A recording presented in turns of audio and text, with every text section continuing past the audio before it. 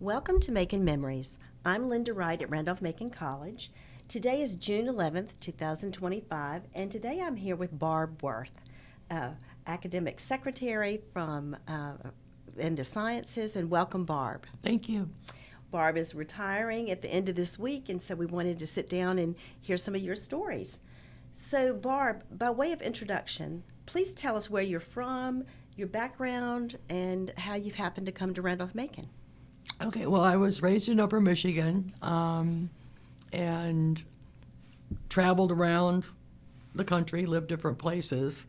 I ended up in Ohio. I was there at one company for 17 years where I met my future husband, and he was the head of security. He got transferred to Virginia, and my son, my son and I both came with him, and that's how we ended up in Virginia. And we did a tour of Ashland, sat at the train station, and I looked over and saw the campus, and I was, oh my gosh, I'm going to work there. And my husband-to-be is like, yeah, right. And I was, yeah, I am going to work there. I ended up working at the Bowling Green Educational Administrative Office for 3 weeks for the homeschooler, and saw the ad for Randolph-Macon, and I applied, and 3 weeks later I was here. Oh, well, you had a premonition then.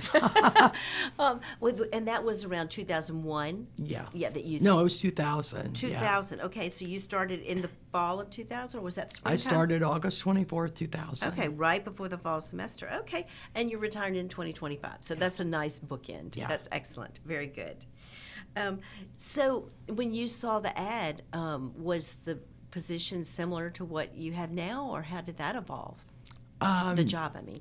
The job I had for 17 years in Ohio was in commercial real estate, so I have to say no, it wasn't anything remotely like it except for what qualifications they were asking for. They were pretty much similar office qualifications. Right. So when you interviewed here, do you remember who recruited you, or were you applied, or who you interviewed with, or anything? I interviewed with Rob Holier, who was dean at the time, Brian Moores from the faculty, and Diana Lewis, Margaret Ann King, and at that time Jane Selleck was the assistant to the dean. And so, for the record, Diana Lewis and you said Margaret Ann King were both secretaries in the provost's office. Right. They started 6 months before I did. Oh, so everyone was new. We all started together, yeah. Oh, okay. So you were all learning together and helping each other out. That's good. And so you were all under the purview of the provost by being academic secretaries. Right. So since they were new as well, how did you all divide up the responsibilities, or was that already written in the job description? Well, it's not really written in the job description. It's written in your location. Because my office was strictly in Copley and Smithy, I did not really have to do any of the work that the provost office does. I was charged with assisting the faculty, and it doesn't matter what it is they need. I was assisting the faculty in Copley and Smithy. So you were always with the sciences, Yes. more or less. Yeah. Yeah. Right. So the divisions were, and I'm not even clear of exactly how they are now. You're in Copley, so you do the sciences, and nursing too, or not? No, nursing was non-existent. No, but I mean, do you do? I don't. You just do Smithy and Copley. Okay, so and then there's the humanities and social sciences, I guess. Who is That's Patrice Jones. Patrice Jones now, and is there any other Well, academic division like that? No, or no?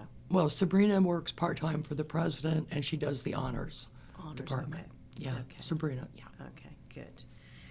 Okay. So when you started in 2000, I guess in the next year, the Virginia State Science Fair was held on the campus of Randolph-Macon for several years in the early. And tell us about your involvement with that. Well, Susan Timberlake was the other administrative assistant, and we were charged with doing all of the paperwork, all of the certificates, all of the awards at the science fair. So, and we had to set it up. We had to do the clipboards for all the judges, it was, yeah, I was getting about 10 hours of comp time for 2 days worth of work. Just, that's how much time it took to get everything together. But yeah, we did that for 5 years. Yeah. And that brought students from all over the state, I'm sure, to Randolph-Macon. That was Yeah, fun. and I think we only ended up getting maybe 1 or 2 students. Oh, Yeah, we didn't get the volume that we were hoping for. That's why we let it go. Well, Pat Dementi in the biology department, she's the one that was the director for Randolph-Macon of the science fair, and she retired also. So that's another reason we let it go. well, another big program that you've worked with through the years is the SURF program, the Shapiro Undergraduate Research Fellowship, which began in 1996. So the SURF program had been running a few years when you came. So tell us about, because you've become the go-to person for SURF. So tell us about your involvement with that. Well, yeah, I've done surf for 24 years, and it involves recruiting the students, reviewing the students, helping them once they're approved to get all the materials and any questions that they have throughout the 9-week program, and then hosting the symposium at the end. So any particular memories involved with SURF? Well, we used to hold it in Wash Frank, which we would squeeze into that little classroom with parents and students, and it was just, the AC over there is not good. Let's put it that way. It's an old building. It's an old building. And we ended up finally, doing the PowerPoint presentations in the morning in Copley 100, which works way better. And yeah, I mean, it's just a wonderful program, Well, my understanding is that for 24 years, you've really been one who's kept it going, or just done the heavy lifting for the administrative work, which is Yeah, so I'm sort of in the background on that, yeah. yeah, that's good. Well, the college has certainly grown and changed in the 25 years you've been here. So we've grown in number of students quite a bit, academic programs, faculty to support those programs. Talk about the growth of the college and how that's affected your work. It's just busier. There's more students, more faculty to help the students, and finding places to put them in the building. Lack of offices, because the building is full. And yeah, it's just busier. It's a lot busier than it used to be. How did the bringing the Brock Hall online help, or not? Well, it did help because it allowed several of the professors to have a nice lab, and it moved some of the professors from Copley over there, so we actually did get more office space. But yeah, and it's obviously it's connected to Copley, so I'm still running back and forth with that. Yeah. Good. Well, one faculty member suggested that I ask you, why do you think all the faculty you work with are scared to death about your leaving? Well, there won't be a person in the seat. I think that's probably the biggest factor. I honestly don't know how to answer that question, except that I've been there for 24 years, and we've watched our families grow up together, and it takes a while to learn all the things that you need to know between the business office and the provost office, and how do we do things, and what it is they need, when do they need it, and so plus a lot of work orders for Copley because it's an older building. Yes. So yeah, that takes a while to learn. Yes. And I think that's the main reason that they're worried about it, is because it's going to take a new person some time. So you're the go-to person if there's any problem in the building, building management, yes. Yeah, pretty much, yeah. Yeah, If there's a work order or a problem or a question, yeah. And a building like that, I'm sure that's a regular part of your week. It has been, since I started, it's every single day. There's always something. Yeah. Yeah. yeah. Well, what is the state of that building right now? I mean, as far as work orders and that kind of thing, because Well, there's constantly problems with it. There's carpet that needs replaced. The AC over there is from 1970, and it doesn't even have a dehumidifier installed in the HVAC system, so it's a little bit on the damp side. yeah, Regulating all the rooms with all the computers that we have now is a problem. When we had the earthquake, we now have cracks in the walls from where the building was swaying for 40 seconds. And, it's just an older building. The elevator's been gone since November. We haven't had an elevator. It's a 3-story building because it was just so old they couldn't find parts for it. So that should be fixed. I was hoping it'd be fixed before I leave, but it doesn't look like it. So that limits which students. I mean, we have an old elevator in our building as well. But if students have a class in the a student who has to use an elevator has a class in the Oliver room, they have to use the elevator. So that really limits. Well, no, because the Brock Hall has an elevator, Oh, so you can go. and there is a walkway between the two. Okay. So That's the only way they could get away that's with the that. yes. I It's see. inconvenient for them to have that extra 10 minutes to go around and get into the elevator. But yeah, they do have that over there. I was wondering how they got around that. I see. Okay, good. So the building. Well, you mentioned the earthquake. That was in 2011. That was quite an event on campus. We've had some other unusual experiences on campus. Would you want to talk about hurricanes you've lived through, or? Well, when Isabel came through, we were at home for 11 days because of the tree damage and the building damage, and at that point we didn't have Grant sending us emails saying Yes. we're closed today. So my supervisor Jane Selleck would have to call me every morning and say don't come in, and so after about day 5, I think I got my son in the car. We came down and we looked at all the oak trees and things that were down, and it was just amazing. But yeah, So the college closed for 11 days during Isabel. well, a total of 11 days, but that's including the weekend. Yeah. So the college was closed, and that was in 2004. No, 4. Yeah, it was early on when I was here. Yeah, 2004, I believe, is Isabel. I guess that was the most significant hurricane to hit right here. But any other hurricane? I don't think stories? any of the other ones were a problem like that. It might have been a day or two.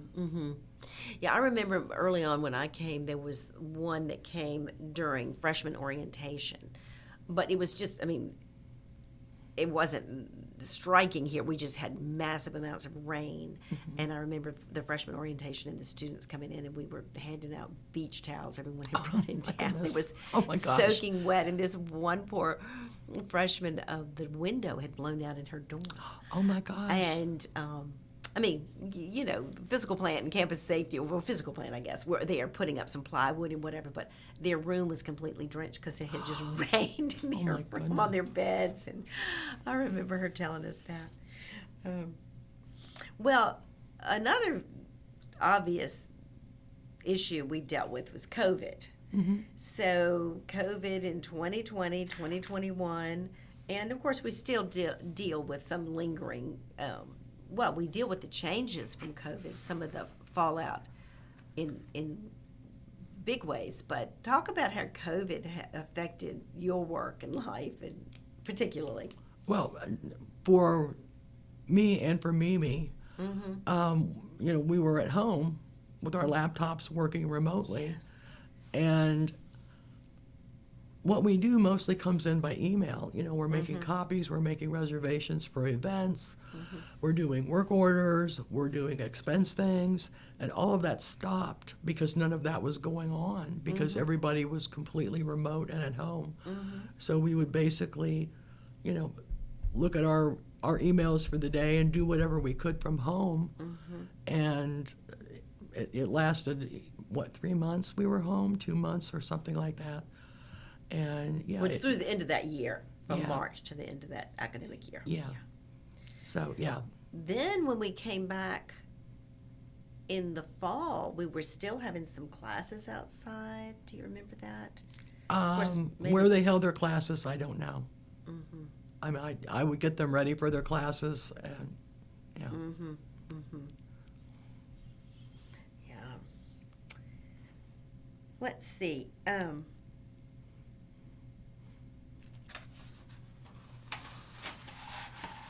Now, you mentioned earlier that you have a farm. So tell us about your farm and what life on the farm. And did you ever have students or faculty go out to your farm?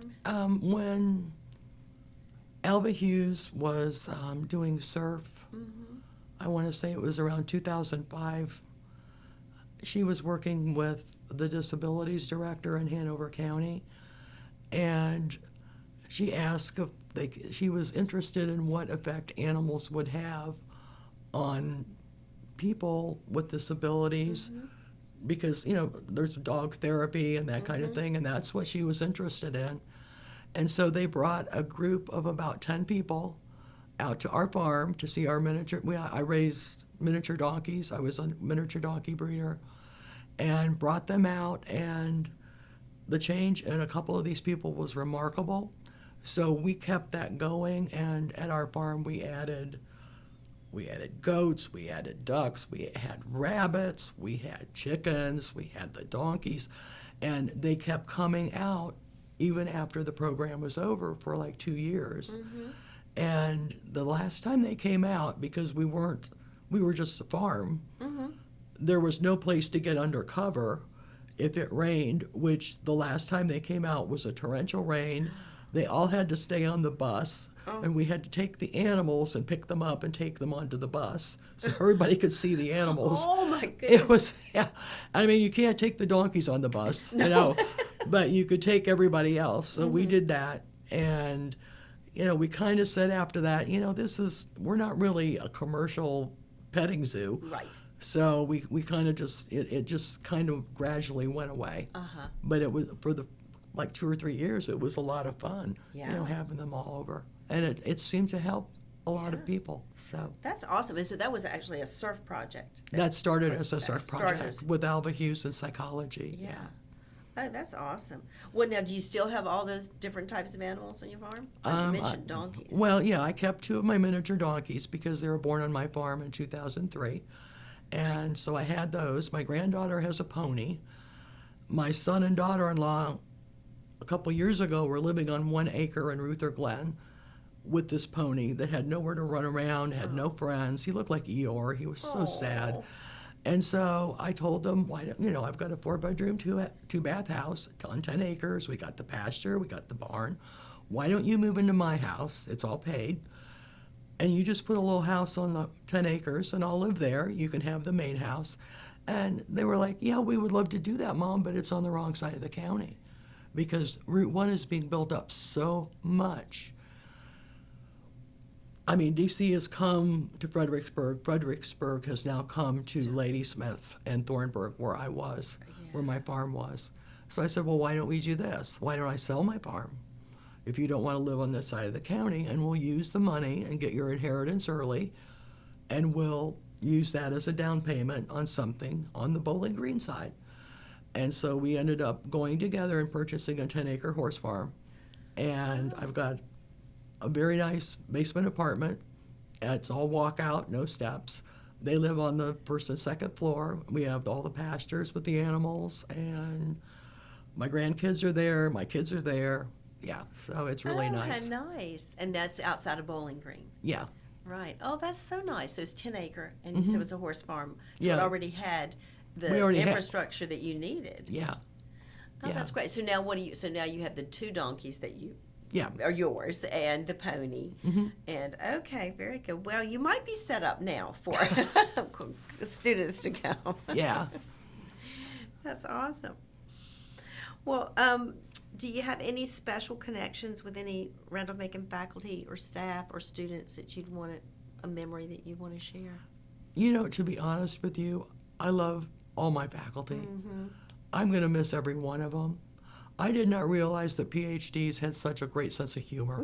I mean, they are the funniest people, the nicest people. And, when new people come, I always tell them, you got the best building on campus.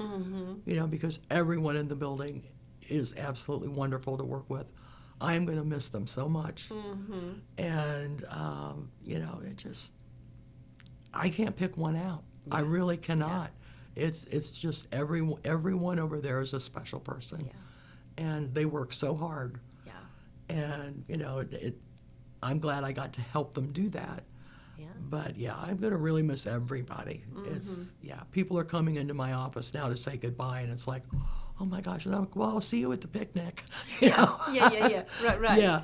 Yes, right. So because you're close by, and you can still come to the events, and that's good to hang on to that. It makes saying goodbye easier. Well, what have been some of the biggest challenges you've had in your time at Randolph-Macon? I'm not really sure there have been any big challenges.